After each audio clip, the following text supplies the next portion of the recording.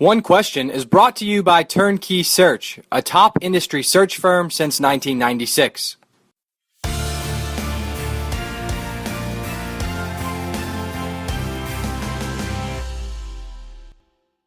From Athens, Georgia Athletic Director Greg McGarity is our guest today on One Question, and we're going to talk a little bit about the topic of managing expectations. And Greg, I want to pose the first angle on that topic from an internal standpoint.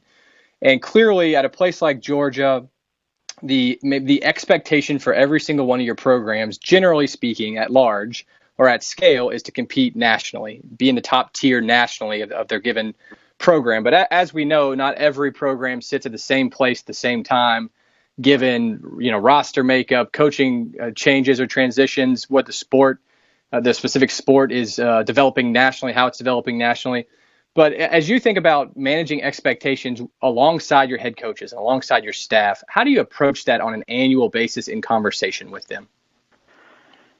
Well, it's very important to, as you say, have a conversation. I always like to have a conversation with our coaches beforehand, before the season starts, giving me an idea of how they view their team this year, how they view their expectations, just where things stand, so that when I'm at an event, I have an understanding of what a coach might be dealing with, whether it be injuries or youthfulness, what have you. So I like to have an idea going in, and sometimes I do that at the end of the season when I meet with all our 15 head coaches and ask them what they thought about their year, tell me a little bit about what's going to happen next year, what recruits should I be looking at to make an impact, because a lot of that's pretty important, because if they're saying that person A is going to be an impact player next year, and for whatever reason that doesn't happen, then it gives me sort of creates some angst as far as things that I'm expecting to see that don't really materialize. But I think the expectations for every program are different here at Georgia. We have a number of sports that are consistently among the nation's best. I mean, if you talked about our golf program, if you talk about softball, if you talk about both our tennis programs, you've got gymnastics that have traditionally been in the top 10 every year, and those coaches are extremely disappointed when they aren't in the top 10. Women's swimming has won multiple national championships. The men have been in the top 10. So the expectations for those sports that have a strong foundation probably are different than perhaps our volleyball program, which has 2 NCAA appearances in this 21st century, and we're trying to establish something at the University of Georgia that's really never happened before. So it's going to take a lot longer to get quality student athletes to the University of Georgia that are your impact players, because they have to kind of be the first in line. And same thing with soccer. We've had buckets of success, but in the NCAA tournament, we just have not advanced, I don't think, past the second round in a number of years, maybe in the history of our program. So we've got different expectations as far as, for instance, tennis. I promise you, Manuel Diaz is extremely disappointed if he's not in that final match, as is Jeff Wallace, as is Jack Bauer. If he's not competing for championships at the highest level, they're disappointed. Whereas if you've got volleyball next year, I promise you, if Tom Black said that, our goal is to get in the NCAA tournament next year, that is a lofty goal. So every sport has different, I think, ways of getting to the finish line. And as athletic director, I've got to make sure that I convey that to the coaches, and that they know that I'm in touch. I mean, I meet with our coaches personally one-on-one once a month. That may be a little overkill, but I do think it allows for better conversation, better understanding of what coaches might be going through, and it might avoid some small things that are not being able to develop into large things.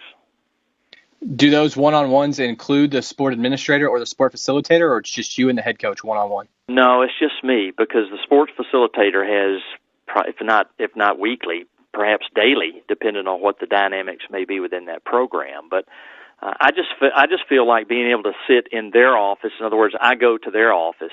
They don't come to my office, so I'm able to get in their environment, which allows me to get out of the office, which allows me to perhaps see the other staff in their environment. And I think coaches probably are probably communicate a little bit more effectively in their environment and maybe able to talk about things as opposed to coming up here and seeing me in my office. So I think those meetings have really been beneficial. It's the first time I really started that, as opposed to maybe going to a practice and talking to a coach off to the side.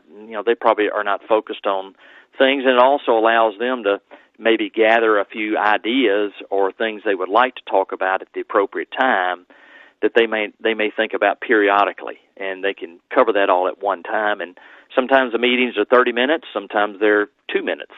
But at least I think it shows an effort that I try to be engaged, that I want to know about what's making them tick. I want to know their frustrations, and so much of our work is built around removing roadblocks. And so I think it's just something that's really helped me get to know our coaches even better, and allows them to vent or question or maybe ask questions about why we do certain things.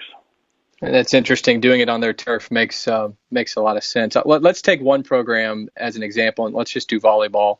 And you hired Tom Black from Loyola Marymount. Right. So there's a piece of managing expectations for an incoming head coach who may say to you, Greg, here's what I see in terms of assets for the program now, but here's what I think we need. And how do you manage the expectation of acquiring, building, and there's different expectations or different assets that may help that process. How do you manage their expectation of how quickly that can be done versus what they are trying to build? Well, we try to attack those during the interview process.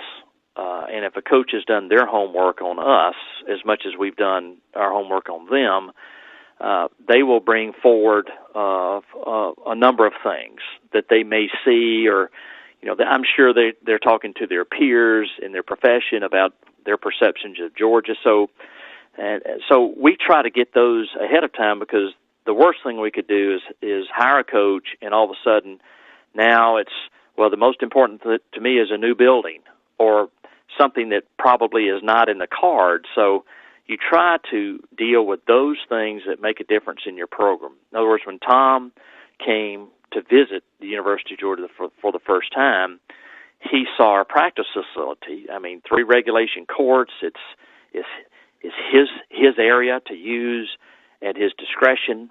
A nice locker room, office facilities. I mean, kind of one-stop shopping. And he was really just, as he said, blown away with those facilities. And then we say, let's walk over to Stegman Coliseum, and you can use that venue if you desire to for competition next fall.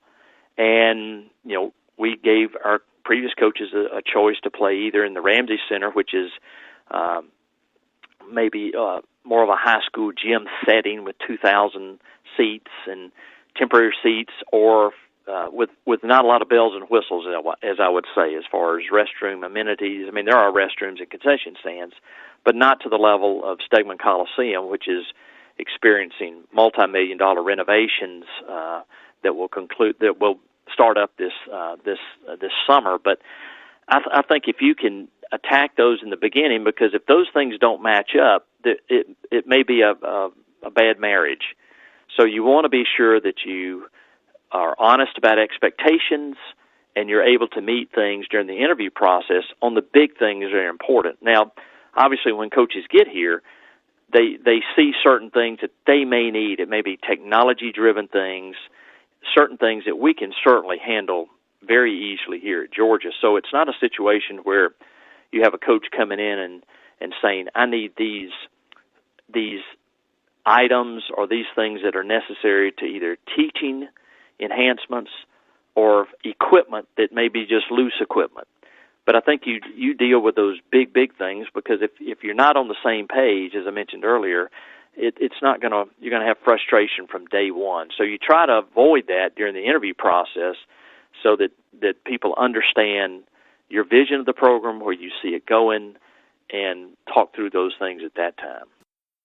And that's today's one question, brought to you by Turnkey Search, a top industry search firm since 1996.